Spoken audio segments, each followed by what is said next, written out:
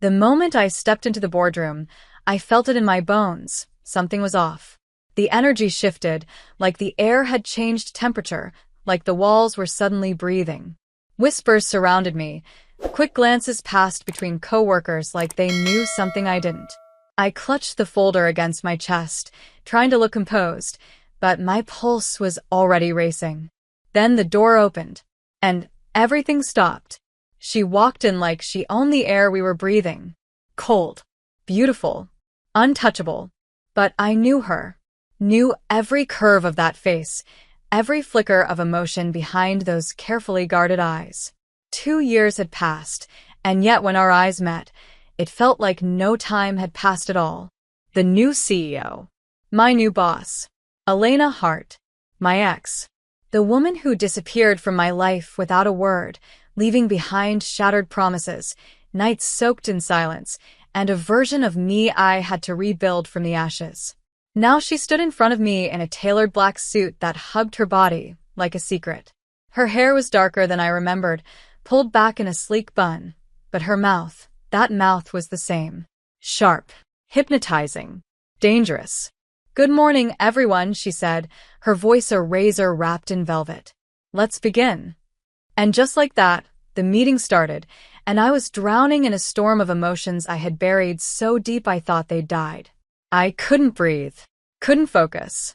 Every time she spoke, I felt her voice slide under my skin, scratching at memories I'd forced myself to forget. Her gaze swept the room with cold precision. Until it landed on me.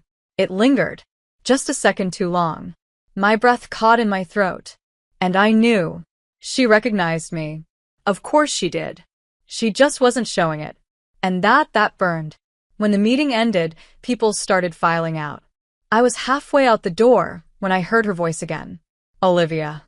I froze. Slowly, I turned around. She was still seated, one leg crossed over the other, fingers resting on her chin like a queen deciding the fate of her subject. "Stay a moment," she said. The last person left the room, and the silence between us became unbearable. I stood there, trying to find the strength to speak, to demand an explanation, to pretend I didn't care. "It's been a long time," she finally said, voice low. Calm. Measured. Like she hadn't vanished from my life without a trace. Like she hadn't ripped me apart. "What do you want, Elena?" I asked, my voice sharper than I intended. Her eyes flickered. "I want to talk. Privately. My office. Now." I should have said no. I should have walked away. But my legs moved before my brain could stop them. Her office was just as cold and elegant as she was. Glass walls. Minimalist decor. The skyline of the city glowing behind her desk. She closed the door. Locked it. The sound echoed inside me like a threat. Or a promise. "Why am I here?" I asked. She leaned against her desk, arms crossed. "Because I wanted to see if you still hate me." "You left," I said, my voice shaking now. "You didn't even say goodbye." "I had reasons." "Bullshit." She took a step toward me. I couldn't explain back then. And maybe I still can't. But I never stopped thinking about you. I wanted to scream. To cry. To kiss her. My body was betraying me, every nerve on fire just from being near her again. "Why now?" I whispered. "Why come back into my life like this?" "Because I couldn't stay away," she said. Another step. We were inches apart now. "And because you're still the only thing that ever made me feel real." I hated her. I wanted her. I was falling all over again. "This is a mistake," I whispered. "Maybe," she said. "But you're still here." And I was. I hadn't moved. I hadn't run. Her hand reached up, brushed a strand of hair behind my ear. The heat of her touch spread through me like wildfire. And then she said it. "Stay. Tonight. Here. I need to talk to you." My heart thudded against my ribs. Why? Because I can't do this whole thing, without knowing where we stand. "We don't stand anywhere, Elena," I said, but my voice cracked in the middle. Her eyes softened, just a flicker. "Please, Olivia." The word I never expected to hear from her. A plea. I should have said no. But instead, I nodded. Once. Slowly. She stepped back like she needed distance or she'd break. 8 o'clock. My office. Don't be late. She opened the door and let me walk out. And as I stepped back into the hallway, heart pounding, hands trembling, I realized something terrifying. I wasn't over her. Not even close. I spent the rest of the day pretending to function. Pretending to care about spreadsheets, emails, client calls. But my mind was stuck in her office, in the echo of her voice saying, "Please, Olivia." Like it meant something. Like it hadn't taken her 2 years to say it. I'd spent so long hating her, or at least telling myself I did, that I forgot what it felt like to ache like this. The kind of ache that starts in your chest but spreads everywhere. Memories crawling out of their graves. Whispered I love yous that still haunted my skin. The way she used to touch me like she was trying to memorize me. Why now? Why reappear like this? Why ask me to stay the night in her office like it meant nothing, like it was just another meeting? Except it wasn't. We both knew that. By 6, I was pacing. By 7, I was staring at the clock, heart beating louder than the ticking. By 7:50, I was standing in front of her door. By 8, I knocked. "Come in," came her voice, low and steady. I opened the door and stepped inside, unsure of what I was doing or what the hell I expected to happen. She was behind her desk, standing this time. No jacket. Sleeves rolled up. Hair slightly undone, like maybe she'd been pacing too. She looked at me like I was a storm she'd been bracing for. "You came," she said softly. "You asked," I replied, trying to keep the tremble out of my voice. She motioned for me to sit. I didn't. "This isn't a performance review, Elena. Say what you need to say." Her lips parted like she was about to argue, then closed again. She nodded slowly. "You're right." A pause. Then, "I never wanted to leave you. I need you to believe that." I laughed, bitter and sharp. "And yet you did. No warning. No explanation. Just vanished. I was protecting you." "From what?" I snapped. "From loving you?" That hit her. Her jaw tensed, her eyes dropped for the first time. "From what I was going through," she said. "From what I was about to become." "And what's that? A CEO?" I asked cold. "You think power gives you the right to rewrite the past?" "No," she said, her voice barely above a whisper. "But maybe it gives me the chance to finally face it." I hated how my chest clenched at that. Hated how a part of me still wanted to believe there was something redeemable in her silence. "You don't get to come back into my life and act like you still know me." "I don't," she said, stepping out from behind her desk. "I don't know who you are anymore. But I want to." I shook my head, stepping back. "This is insane." "Maybe," she said again. "But so was what we had. And it was real. Wasn't it?" "Don't," I warned, my voice breaking. "Don't use our past like it means something now." "It means everything now," she said, her tone suddenly sharper. "You think I haven't thought about you every single day? You think I haven't hated myself for walking away? Then why did you?" I demanded. "Why couldn't you just tell me what was happening?" She looked at me then, really looked at me, and for the first time I saw it, the crack in her armor. The pain she had tried so hard to bury.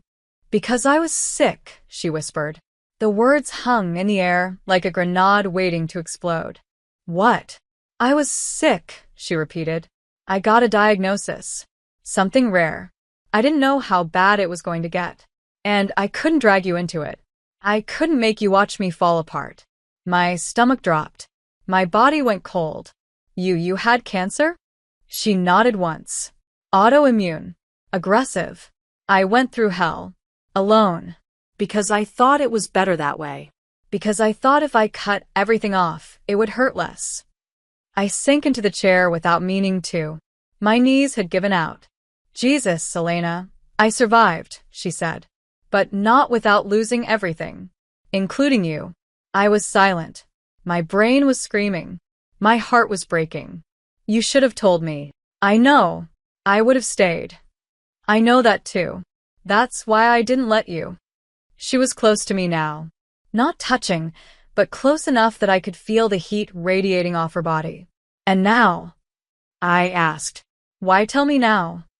"Because I'm not sick anymore, but I'm still empty. And I think the only thing that ever made me feel whole was you." That was it. The part of me that had been holding back crumbled. I stood, face inches from hers. "I don't know if I can forgive you," I said. "I don't know if I trust you." "Then don't," she said, eyes burning into mine. "But stay tonight anyway. Not for closure. Just stay." The silence stretched between us. My heart beat so hard I thought it would break my ribs. And then, with a breath I didn't know I was holding, I said, "Okay." Her hand brushed mine. Just a touch. A spark. A beginning. Again. The office felt different once the others had gone. The building was mostly dark, just a few lights humming in distant hallways.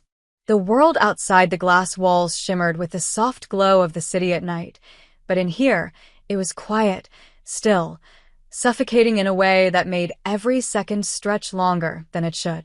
Elena stood across from me, her posture uncertain for the first time. Gone was the sharp, commanding CEO I had seen in the boardroom that morning. Now, she looked like the woman I used to know. Or maybe, the version of her I had only seen in the dark, between whispered confessions and stolen kisses. She sat on the edge of her desk, her hand running slowly over the surface like she needed to anchor herself to something. I leaned against the armchair, arms crossed, doing everything I could to keep my breathing steady.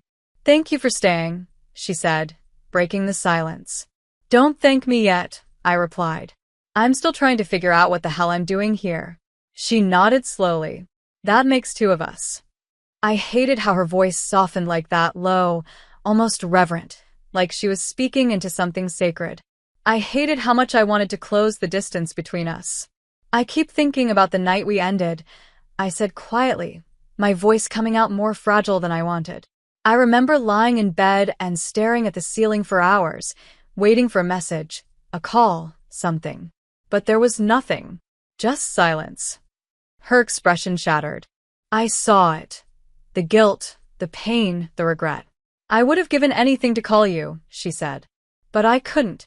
I was terrified. And I didn't want you to watch me fall apart. You didn't even give me the choice." "I know." She stood up then, slowly, like she wasn't sure if she should come closer. I didn't move. "I thought I was dying," she said. "And when you think everything is ending, you start pushing away what matters most. It's twisted, but it's how I survived it. By pretending I didn't exist?" I shot back. "No," she said, her voice trembling.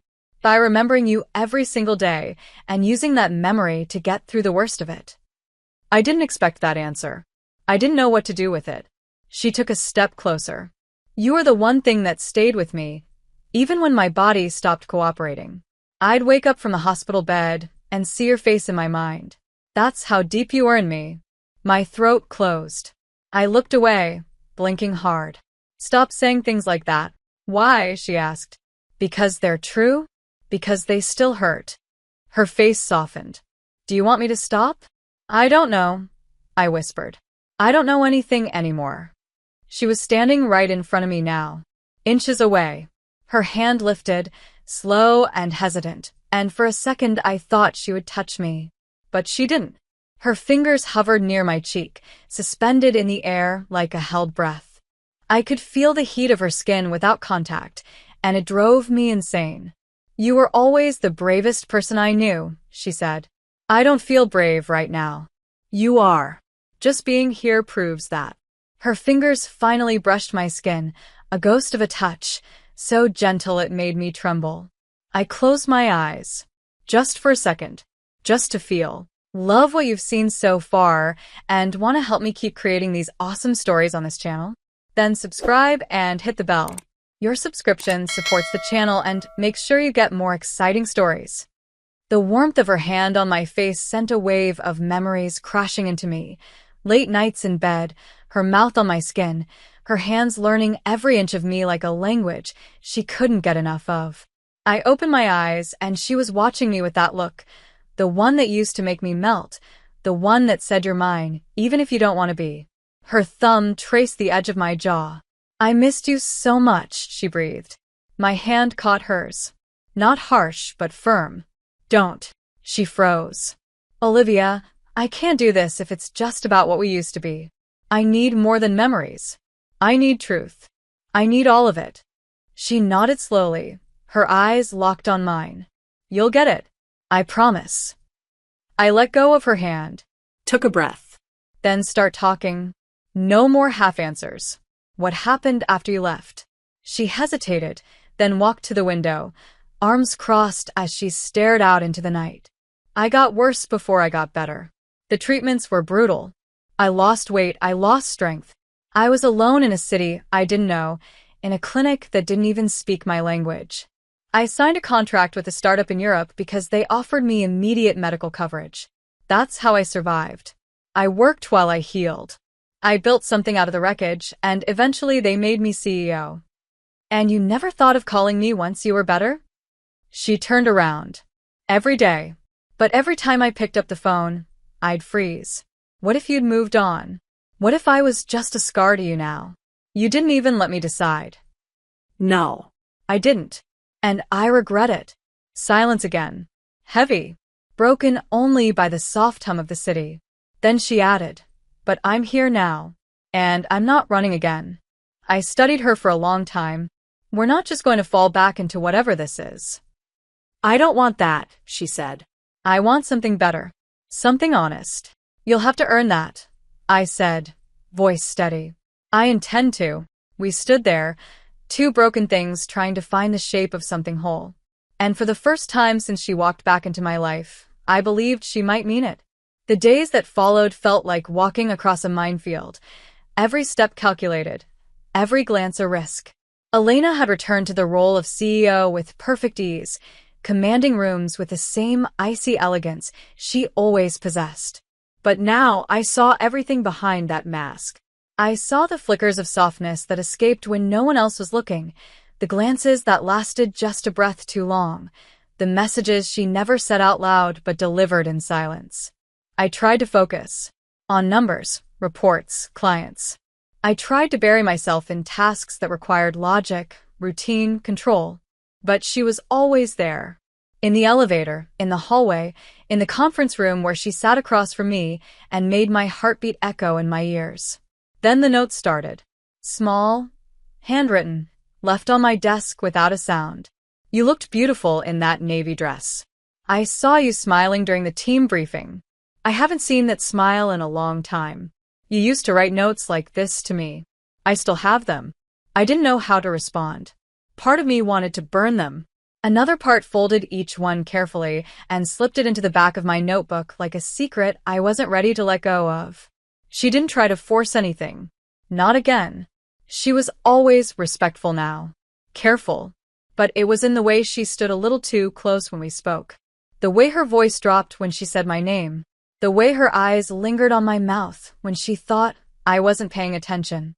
I hated how much I noticed. Hated how I started noticing everything. I was falling into the gravity of her again. And it terrified me. One night, after a late meeting that ran long, I was heading toward the elevator alone, just wanting to breathe. I stepped inside, pressed the button, and the doors were halfway closed when a hand stopped them. It was her. Of course it was her. Going down? She asked, stepping in without waiting for an answer. The door shut behind her, sealing us inside that small, too quiet space. I could feel the air change. We stood in silence, shoulder to shoulder, the air thick with everything unsaid. Then the elevator stopped. Lights flickered. We jolted to a halt. I pressed the emergency button, annoyed. Seriously? I muttered. Elena just laughed softly. Guess the universe really wants us to talk. I turned to her. We've talked. Not really, she said. Not about what matters. I crossed my arms, defensive. Like what? She leaned against the wall, eyes on me. Like the way your hands shake when I get too close. Like the way you still look at me when you think I'm not looking.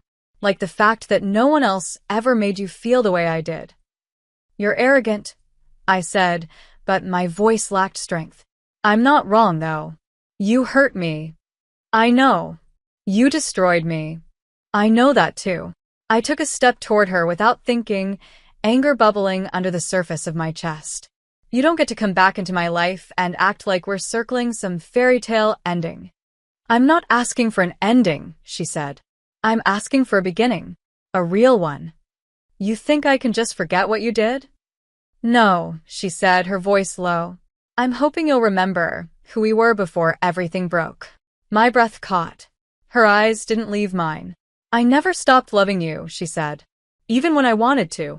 Even when I thought I was dying. The silence between us stretched, thick with tension. My body remembered her too well. The way she smelled, the rhythm of her voice, the way her presence could undo me with a glance. Don't say that, I whispered.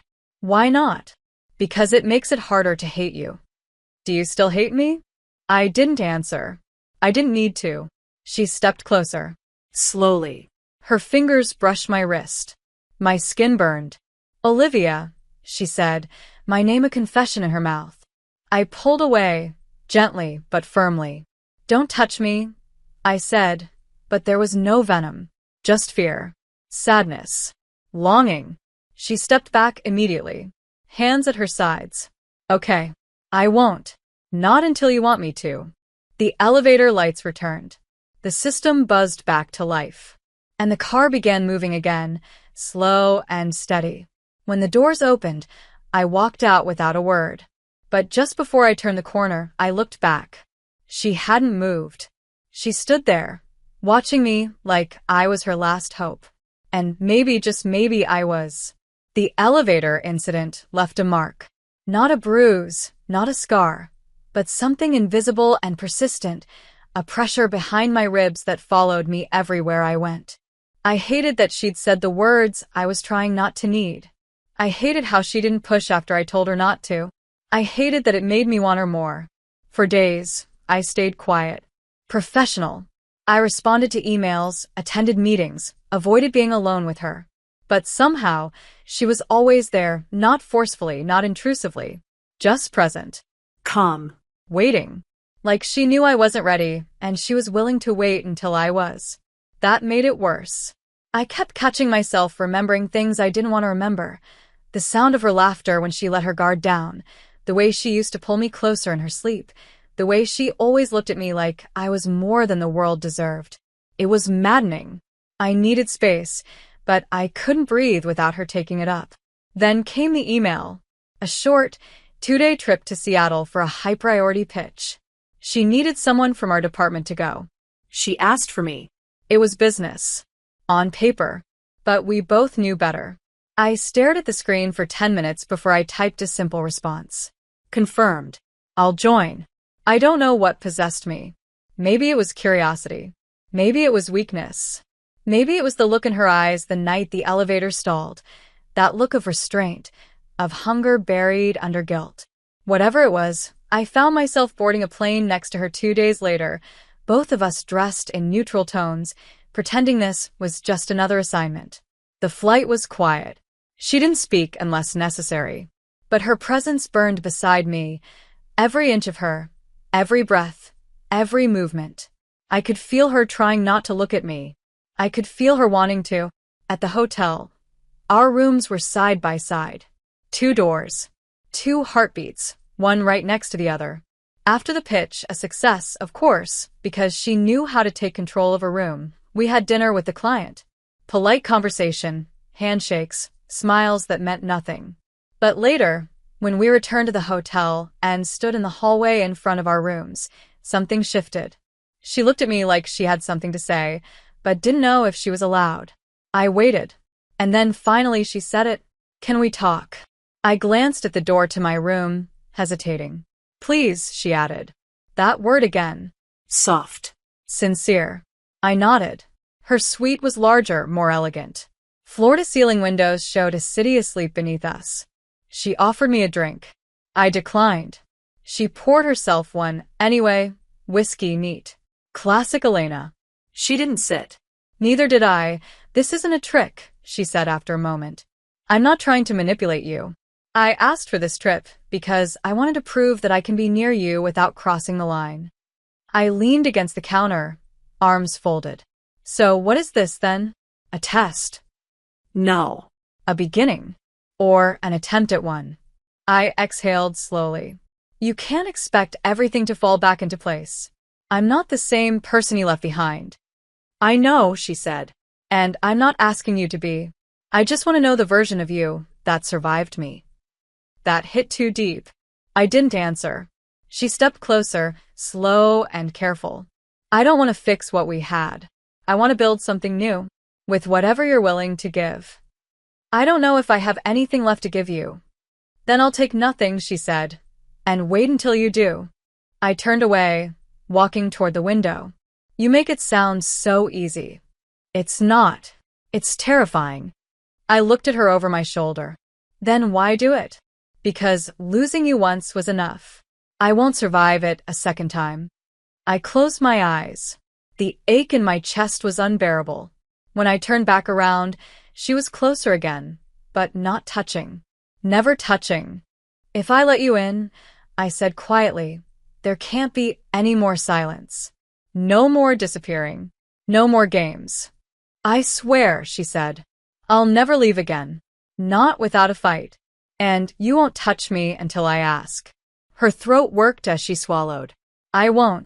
I took a slow step forward. And if I never ask, then I'll stay exactly where I am. As long as I'm near you, I'll be okay.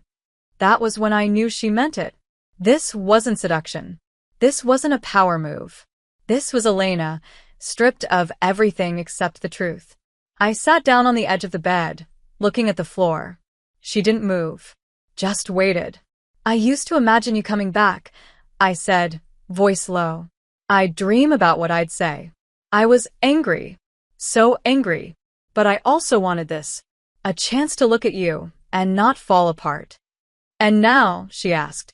I met her eyes. Now I'm not sure which part of me is stronger. Then I'll wait, she whispered, for the part that needs me. And I believed her. I hated how much I believed her. But maybe, just maybe, that part of me wasn't as far away as I thought. The morning after Seattle, I woke with a heaviness I couldn't name. There hadn't been a kiss. There hadn't been a touch, not really. Just words. Just promises. But somehow, it had undone me more than any night we'd spent tangled together years ago. Elena had kept her word. She didn't reach for me. Didn't try to cross that invisible line I'd drawn. She just stood there in her hotel suite, offering me honesty, like a gift wrapped in trembling hands. And that scared me more than desire ever could. On the flight back, we sat side by side again, not close, not speaking much, but there was something unspoken between us now. A current, a pulse. I caught her watching me once, as I looked out the window, and when I turned to meet her eyes, she didn't look away. She smiled. Not the confident CEO smile she gave to board members and investors. This one was small, quiet, Real. I looked away first, but my fingers curled slightly in my lap, as if remembering what hers felt like resting there. The next few days passed in a fog of confusion. I went to work. I tried to focus. But everything felt louder now. The echo of her voice when she called my name in meetings, the way her footsteps stopped a little longer outside my office door before continuing on. One night, I stayed late, buried in reports I wasn't really reading. I just needed quiet. Or maybe I needed noise that wasn't her. Around 10, I heard a sound behind me. I turned and there she was. Elena. Still in her office clothes, heels off, barefoot on the cold tile. Her hair was down, slightly messy, like she'd run her hands through it too many times. Didn't expect anyone else here, I said, closing the file in front of me. Same, she replied, leaning against the doorframe. But I couldn't sleep. Trouble in CEO paradise? I meant it as a joke, but she didn't laugh. Her gaze dropped. Sometimes I think I built all of this just to prove I didn't need anyone. And now that I have it, I'm lonelier than I've ever been. That hit harder than I expected. I gestured to the chair across from mine. Sit. She did. We sat in silence for a moment, the glow of the city outside the windows casting long shadows between us. Do you ever think about what it would have been like, she asked suddenly, if we'd stayed together? I nodded slowly. All the time. Me too. She hesitated. But then I remind myself we can't go back. No, I agreed. We can't. So what do we do? She asked. What happens now? I didn't have an answer. I looked at her, really looked, and I saw it. The exhaustion beneath the elegance. The weight of years lived apart, full of regret and silence, and what-ifs. You said you wanted something new, I reminded her. That means we start from here. From this version of us. Not who we were before. And what version is that? Two people trying not to make the same mistakes. She smiled. It was tired, but genuine. I don't know if I'm any better at love now than I was before. Then maybe we figure it out together. Her eyes met mine, something fragile flickering behind them. You really think we could have something again? I paused, choosing the words carefully. I think there's something here. Still. And I'm tired of pretending I don't feel it. A breath caught in her throat. Even after everything I did? Especially because of it. I saw the worst of you, Elena. And I'm still sitting here. That silenced her. Her fingers fidgeted slightly in her lap, a small, nervous habit I hadn't seen in years. I reached out. Slowly. Gently. My hand brushed hers. She stilled. And then, cautiously, she turned her palm to meet mine. Our fingers didn't intertwine. We didn't clutch.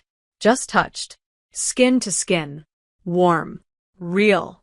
She looked down at our hands, then back up at me. I'm scared, she whispered. Good, I said. That means it matters. She let out a shaky breath. You make me feel like I'm still capable of being good. You are, I said softly. But you have to let yourself believe it. Then something shifted. She stood up, walked around the desk, came to stand in front of me. Not close enough to touch, but close enough that I could feel the pull. I stood too. For a second, we just breathed the same air. No words, just heat and memory and something dangerously close to longing. Her forehead came to rest gently against mine. Not a kiss. Not yet. Just that. A silent surrender. I closed my eyes. So, did she? Her hand was still in mine, still trembling. But I didn't let go. And neither did she. The quiet that followed was different this time. It wasn't cold, or awkward, or filled with hesitation. It was soft, familiar, like a silence that wrapped itself around us gently, not one that choked. After the night in the office, the touch of her hand, the press of her forehead against mine, something shifted. Not everything, not yet, but enough. Enough that she texted me later that night. Thank you for staying. I didn't answer right away, but I smiled. And a few hours later, I wrote back, I'm not running. Not yet. That small exchange opened a door. Over the next few days, we started messaging more, not about work, but about everything else. The kind of things that filled the spaces between us before we ever said, I love you years ago. She told me about the book she kept reading but never finished. I told her about the stupid TV show I got addicted to during quarantine. She sent me a picture of a coffee she made herself with a failed foam heart. I sent her a voice note of me laughing too hard at a meme. We were relearning each other, slowly, carefully. And I liked who she was now, this version of her that didn't always have to be perfect, who let herself say things like I miss you without needing to control the outcome. And I liked who I was around her. Softer. Realer. Like maybe I wasn't broken beyond repair. We hadn't kissed. We hadn't crossed that line. But the space between us was getting thinner by the day. Until it tore. It started with whispers. A glance in the break room that lingered too long. A conversation that paused when someone else walked in. Then someone from HR mentioned something to my manager. A rumor. About Elena. About a former relationship that went silent when she moved overseas. About the inappropriate nature of it. About how no one ever confirmed who the other woman was. I felt my blood turn to ice. I knew what this was. I'd seen it before. The way women like Elena, women in power, were dissected, judged, punished differently. But now it wasn't just about her. It was about me. At first, I tried to ignore it. to pretend it would fade. But then I saw the way people looked at me. The way conversations stopped too fast when I entered a room. The way one of the interns whispered something to another, then quickly looked away. I felt 16 again. I felt 17, 20, 24, every version of myself that ever had to hide who she loved. I stormed into her office after hours, heart racing, shame burning in my throat. She was standing by the window, wine glass in hand, reading a contract. She turned when she saw me. Liv, just that. My name. But it broke something. Did you know? I asked. About the rumors? Her jaw tensed. Yes. And you didn't think to tell me? I was trying to contain it, she said. PR is handling it. There's no name attached. No one knows it was you. But they suspect. They talk. They look. I know, she said softly. And I'm sorry.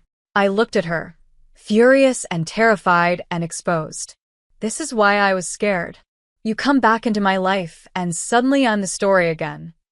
You're not, she said, stepping forward. I won't let them turn you into that. You can't stop them. Maybe not. But I'll stand in front of you if I have to. That caught me off guard. Her voice didn't shake. She meant it. You'd go public? I asked, stunned.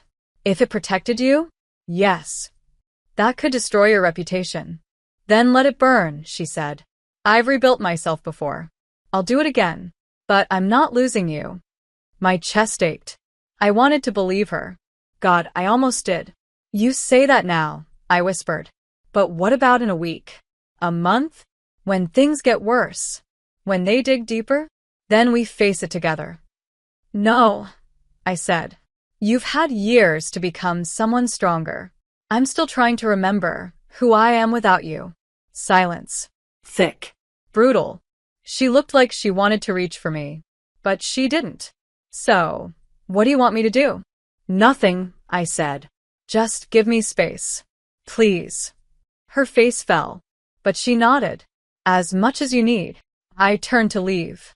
My hand paused on the door. I'm not saying this is over, I said. But I can't fall again if I'm not standing on my own first.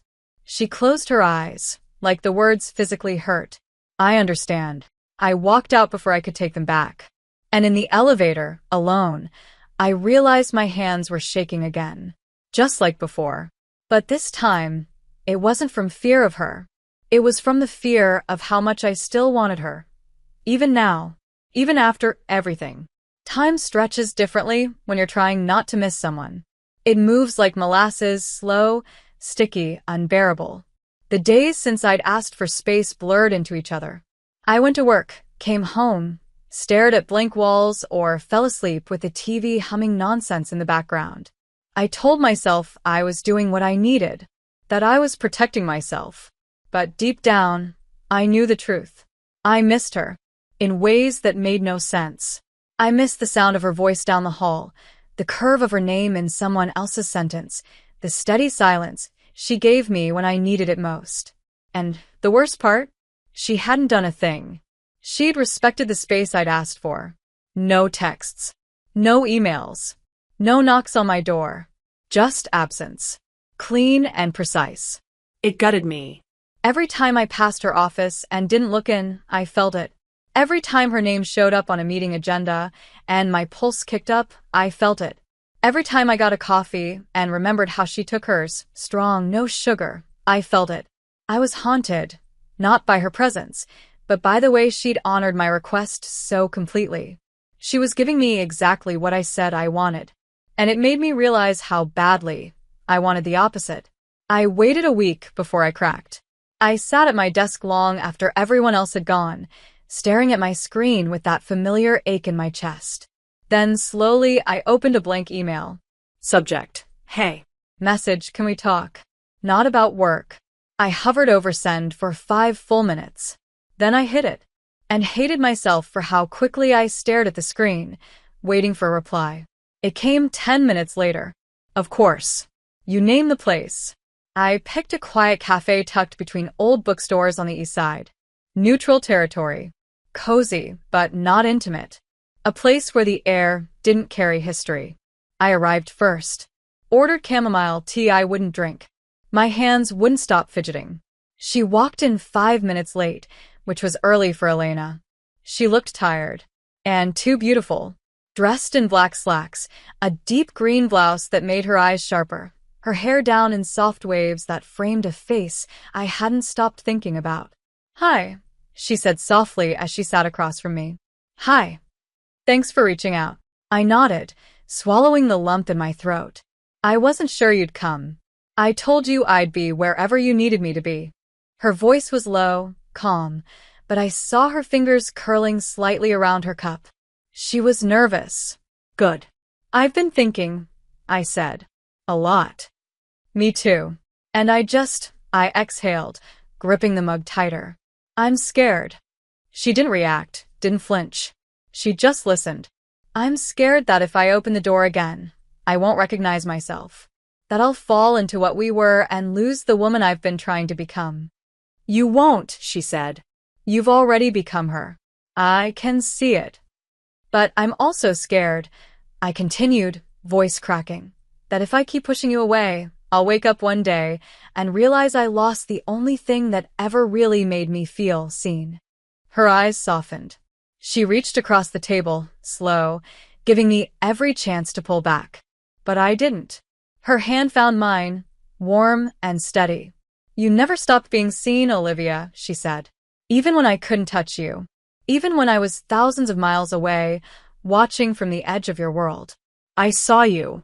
Every version. Every phase. Every ache. You were the light I never deserved." "Stop," I said, blinking fast.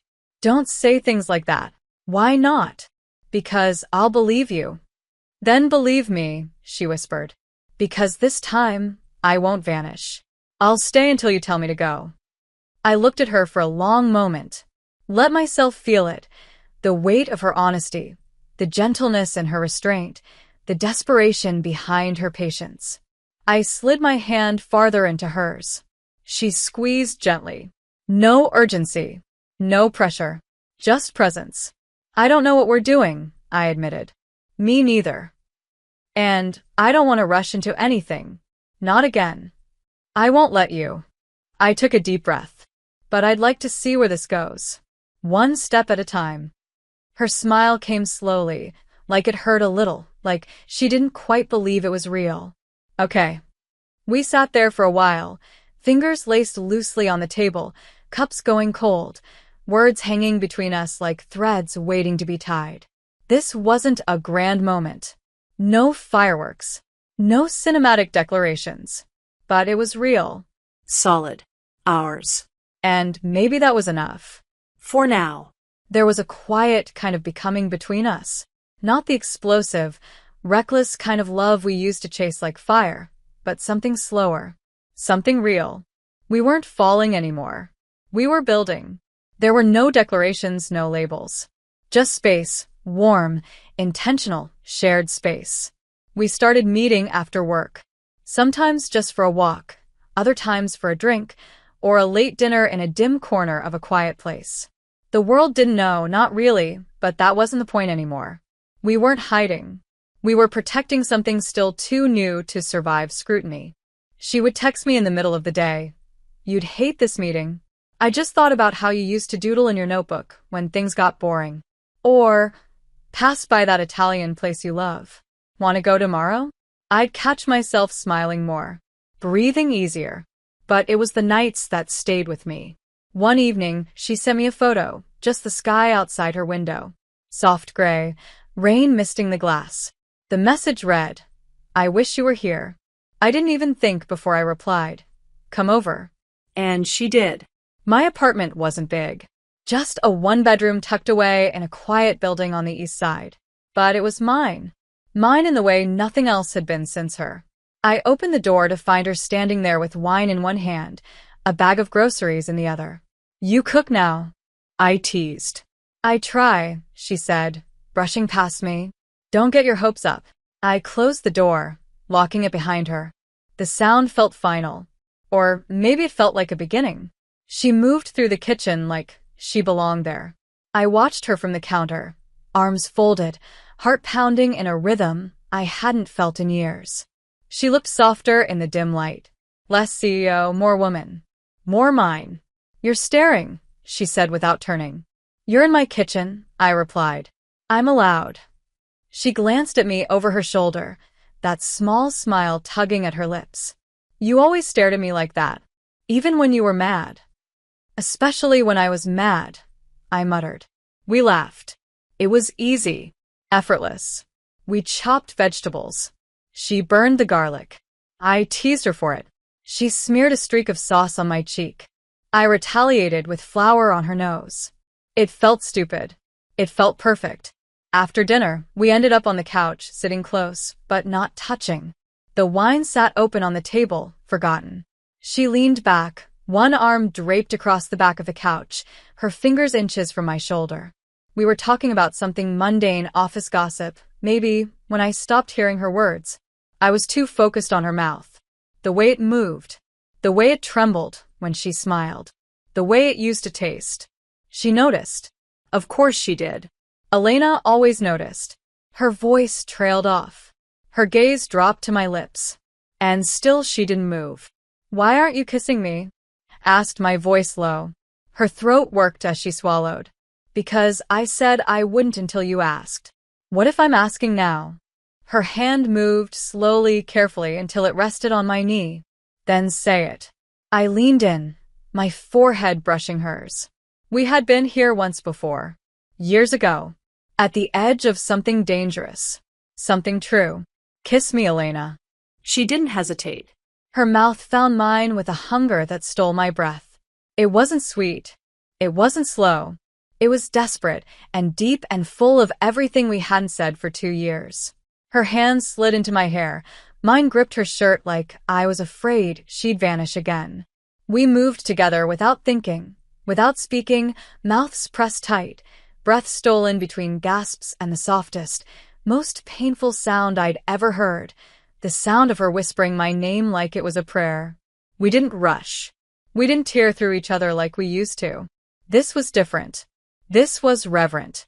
Her fingers skimmed the edge of my jaw, down my neck, over my collarbone like she was relearning a language she thought she'd forgotten. I touched her like I was afraid to wake up.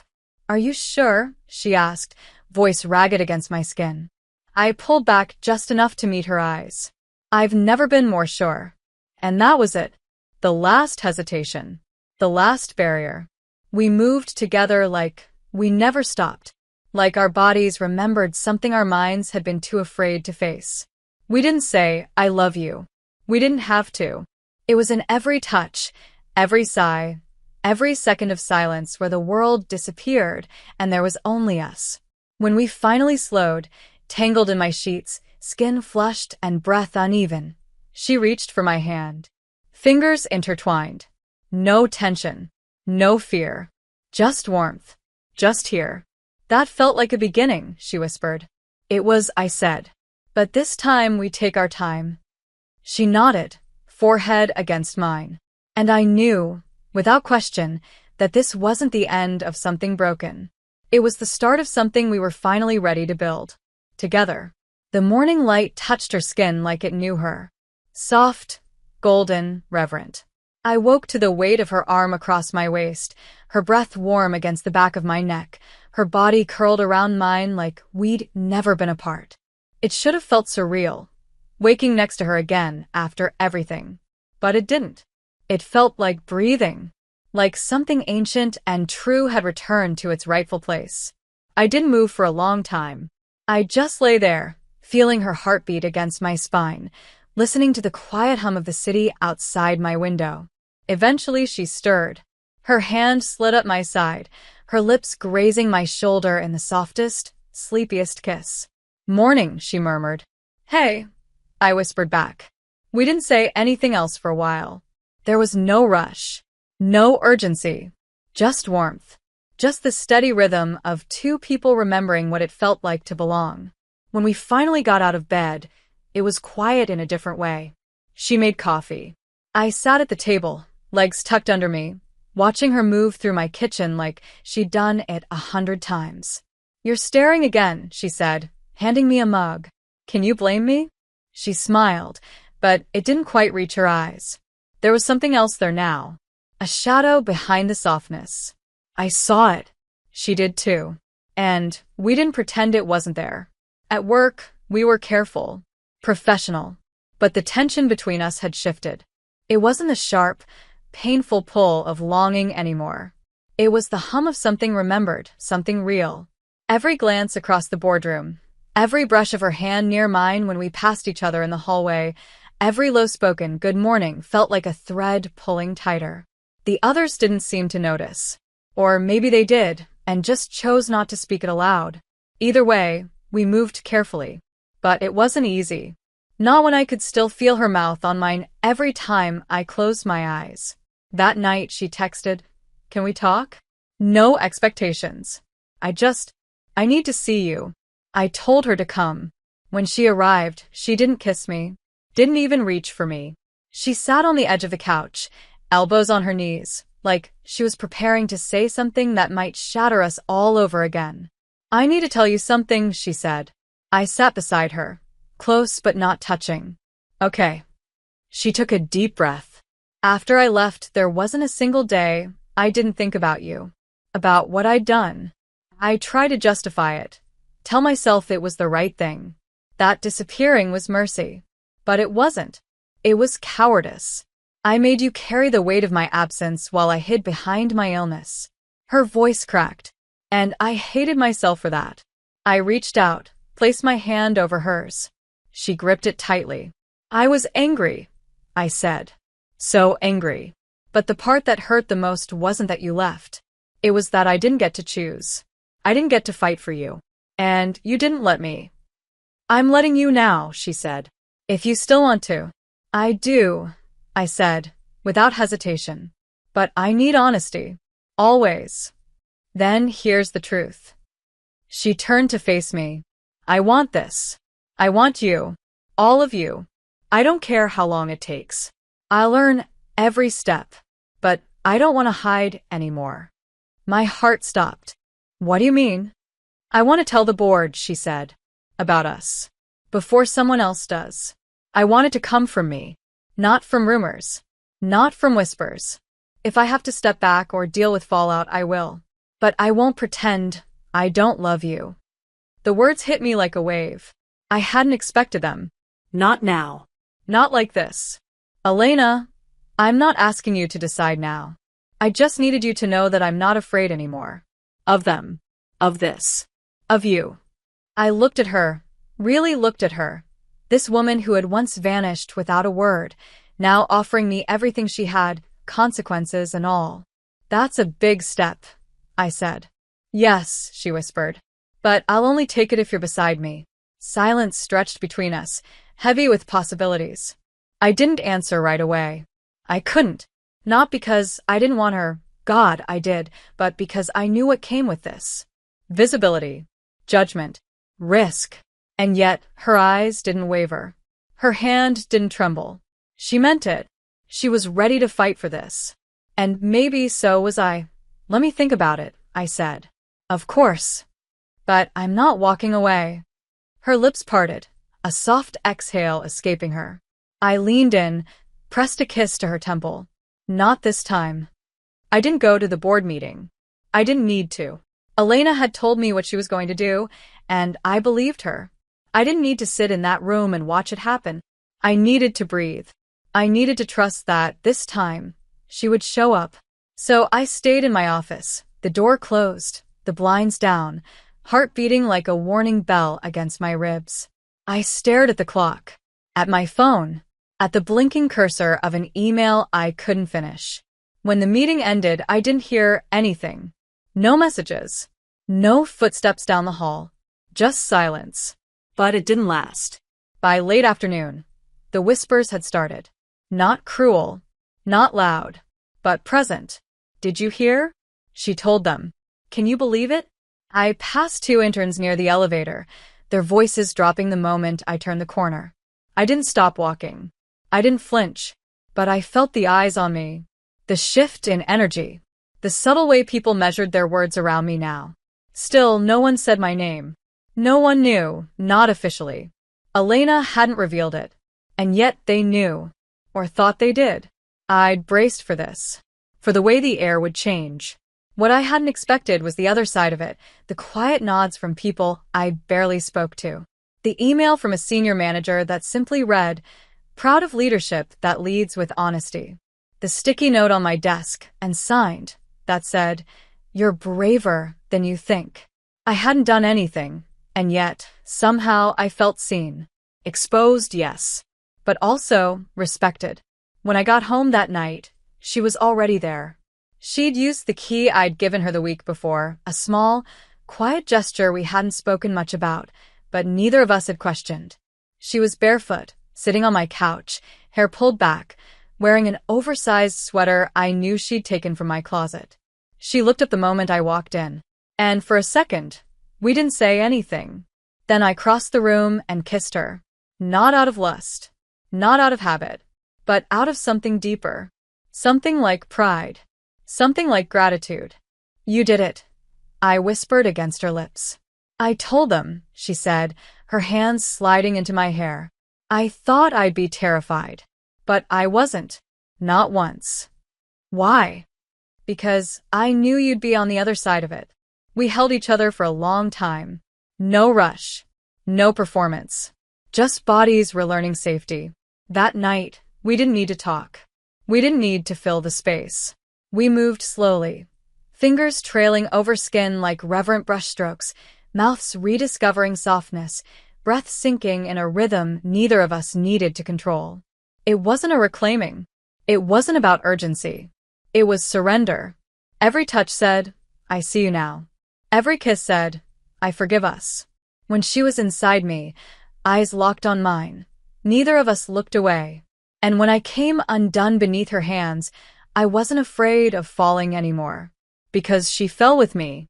We lay tangled in silence after, her head resting on my chest, my fingers tracing circles along her shoulder. "I think I'm finally starting to believe this is real," she said. "It is," I murmured. "But it's also fragile.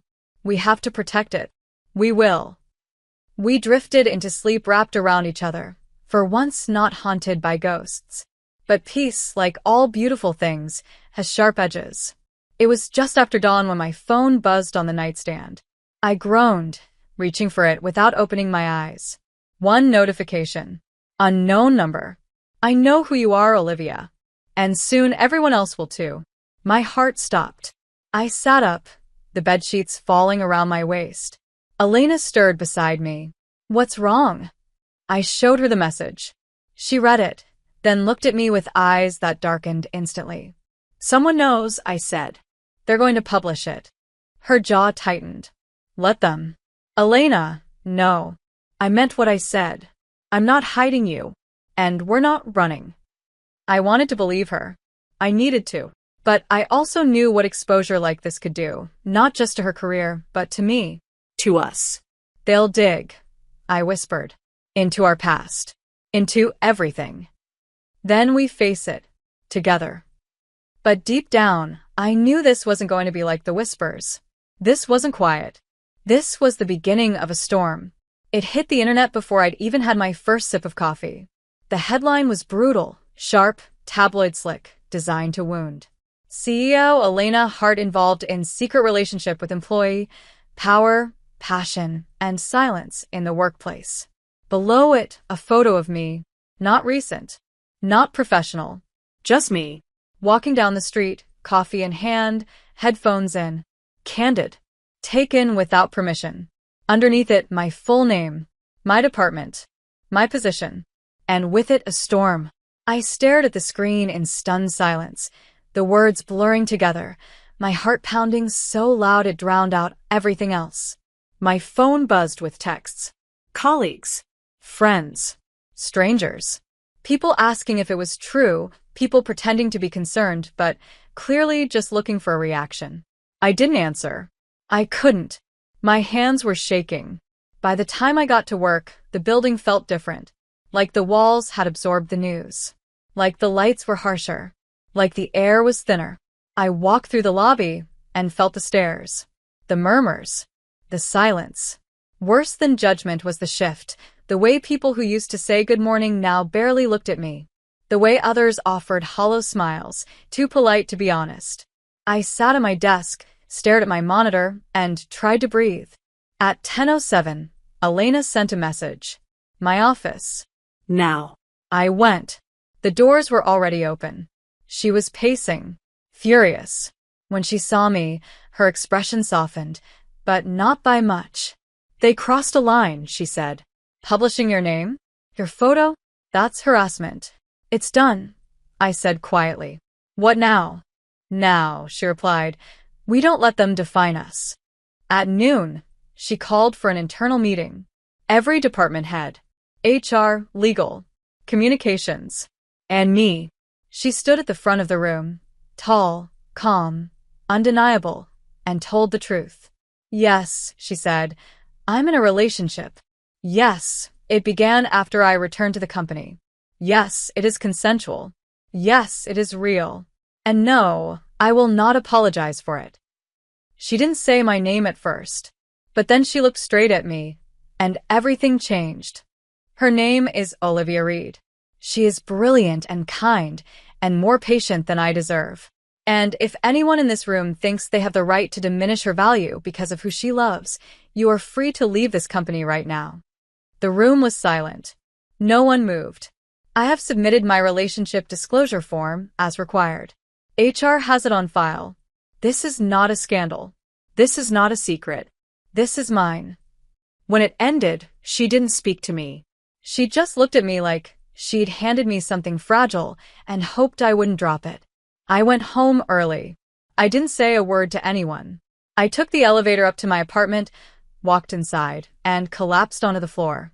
Not from exhaustion. Not from fear. From the weight. The sheer weight of being so visible. So known. So exposed. I didn't cry. I didn't scream. I just sat there, legs folded beneath me, staring at the quiet walls of the life I had built and wondering if I still owned any of it. I didn't hear the door open, but I felt her. She sat beside me slowly, not touching, not speaking, just being. After a long while, she reached for my hand. I let her take it. I'm sorry, she whispered. Not for loving you.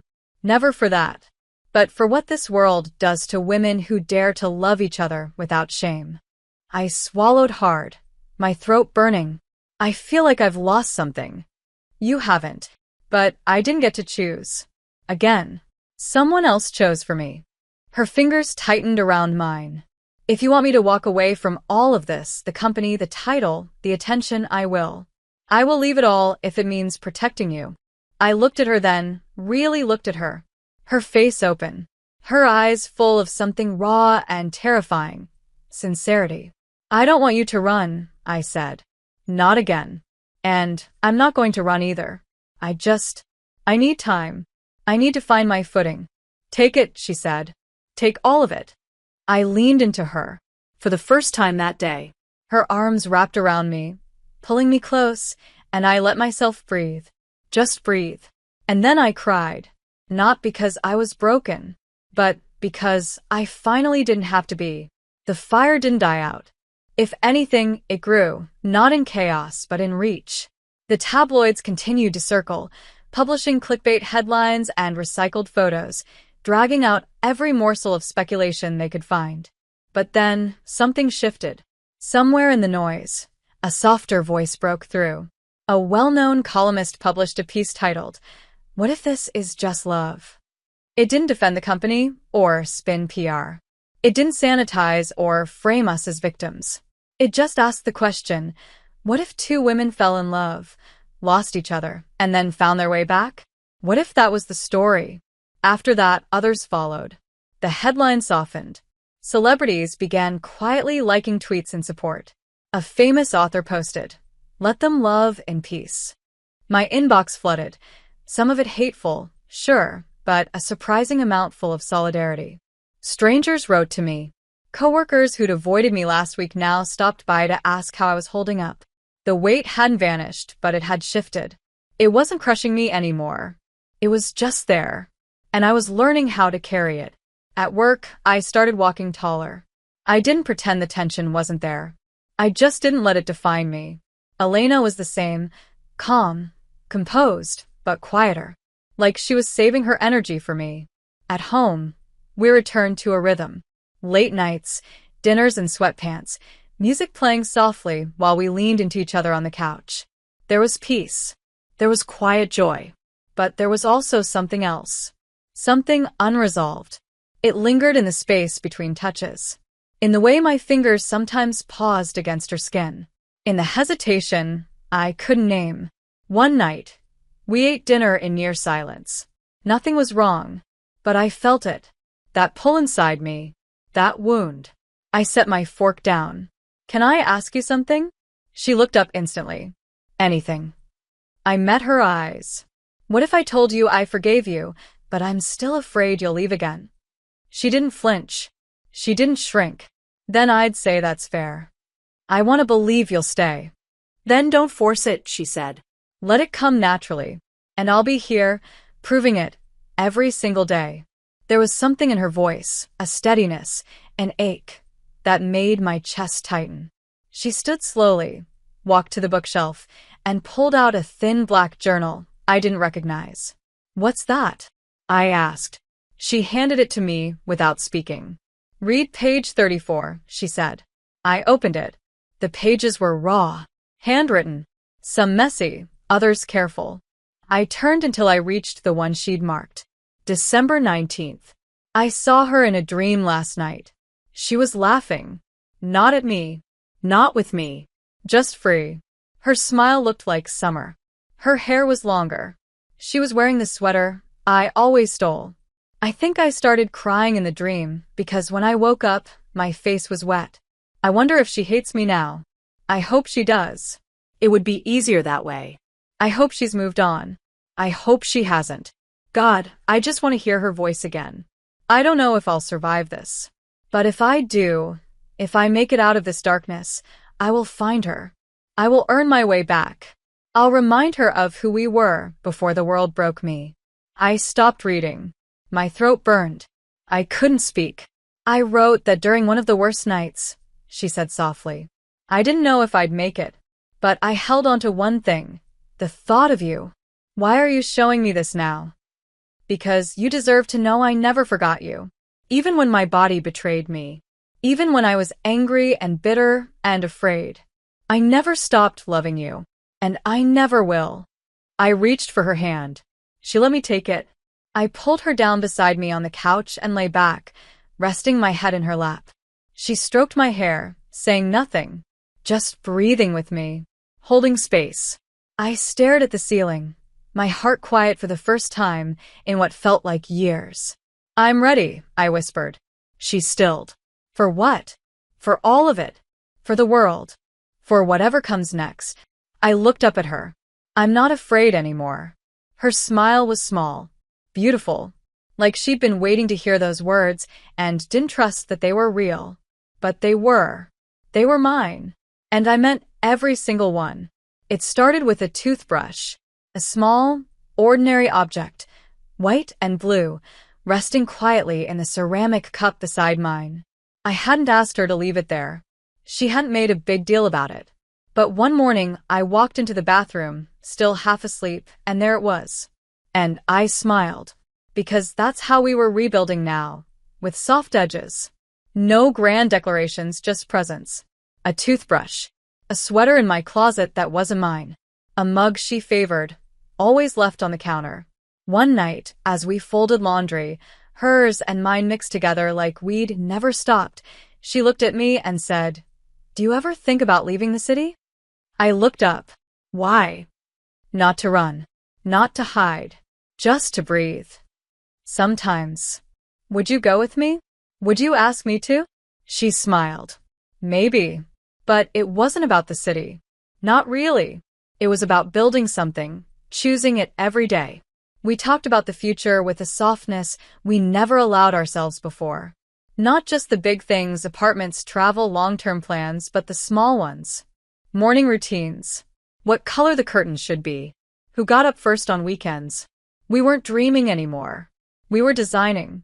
And for a while that was enough. Until the invitation arrived. The company's annual leadership summit. Press, investors, department heads, the biggest audience Elena would face since everything went public. She was the keynote speaker. They want me to keep the speech neutral, she told me one night, her voice flat as she leaned against my kitchen counter. No mention of controversies.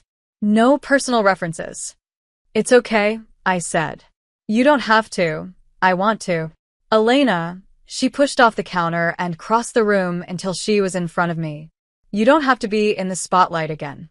I know what it cost you. But if I have a chance to stand in front of everyone and show them that I'm proud of the life I've built, including you, why shouldn't I take it? Because they don't deserve that part of you. Maybe. But you do. You deserve to be seen. Fully. Not just in shadows. I didn't answer. I just nodded. The day of the summit, I wore black. Simple. Clean. I sat near the back of the room, surrounded by people in suits and tension. The stage glowed in soft blue light. Elena walked up slowly, in heels, in power, in truth. She stood before the podium and paused, letting silence do its work. Then she spoke. When I was 27, I made my first million. When I was 30, I made my first executive decision that cost people their jobs. When I was 33, I lost everything, my health, my identity, the person I loved. And when I came back, I rebuilt. Brick by brick, win by win. But something was still missing. The room was still. I've spent years learning how to lead, how to build companies, how to survive. But none of it means anything if I can't do it as myself. Fully. She looked out across the crowd. I'm in a relationship with someone in this room. Someone many of you whispered about, speculated over. Someone who didn't ask for attention but received it anyway. Her name is Olivia Reed. My breath caught. She is one of the most brilliant women I've ever known. And I nearly lost her because I thought silence was safer. I won't make that mistake again. I felt every eye shift toward me. I kept my chin high.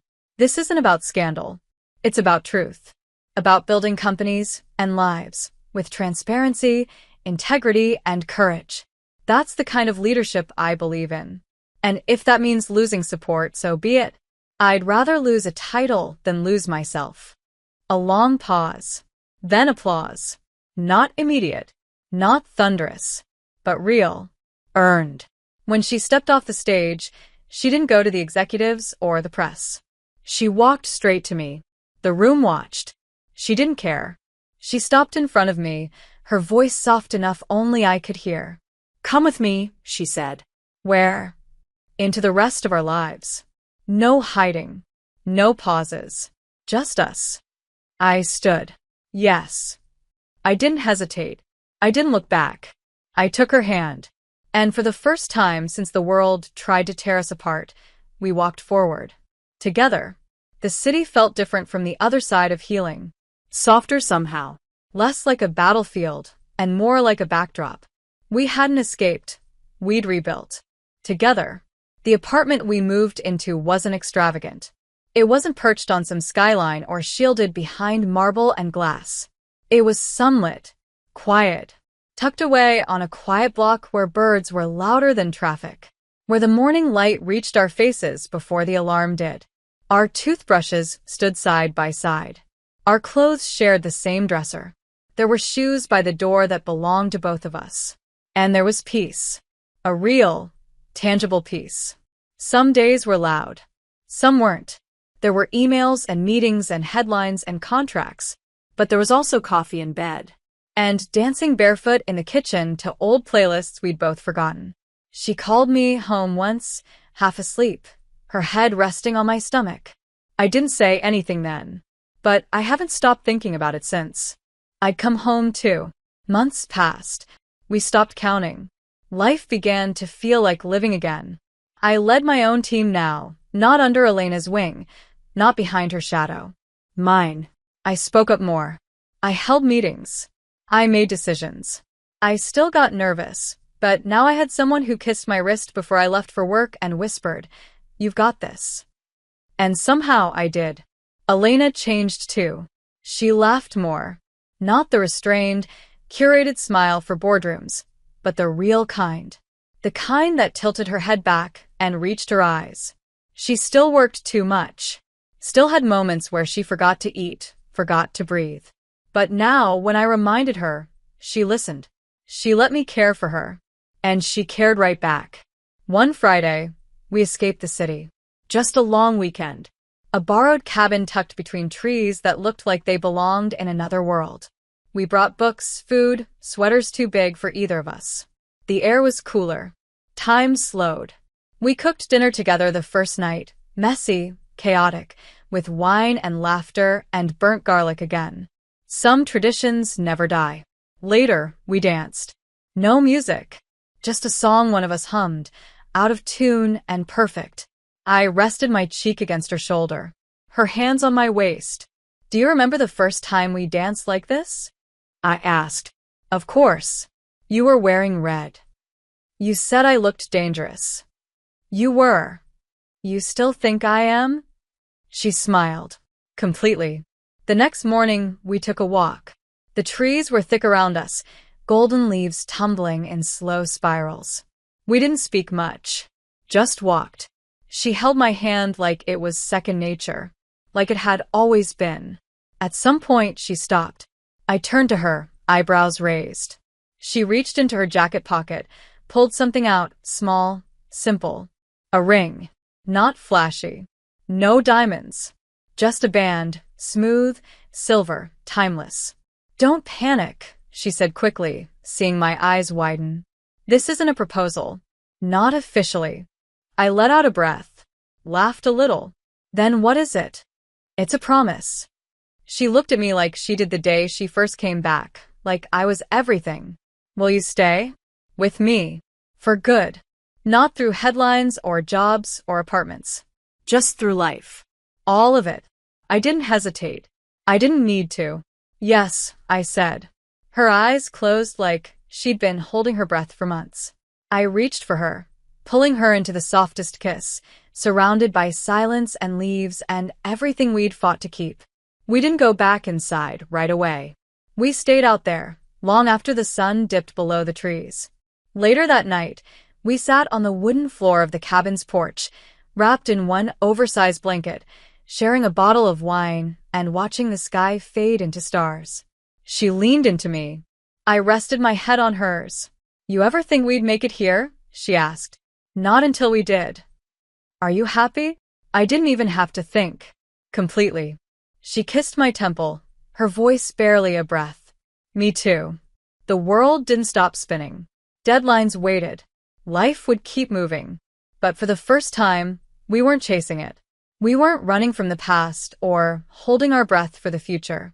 We were living, side by side. No hiding, no pauses, just us. Thank you so much for being here and for believing in this channel.